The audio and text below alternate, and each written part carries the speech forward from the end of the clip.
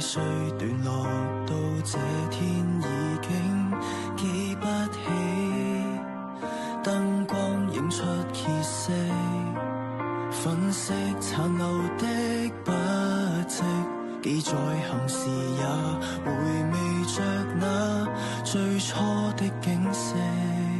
隨風的交替，悄然回歸，花光一切，拼命攀一世，卻要償還一生情感消費。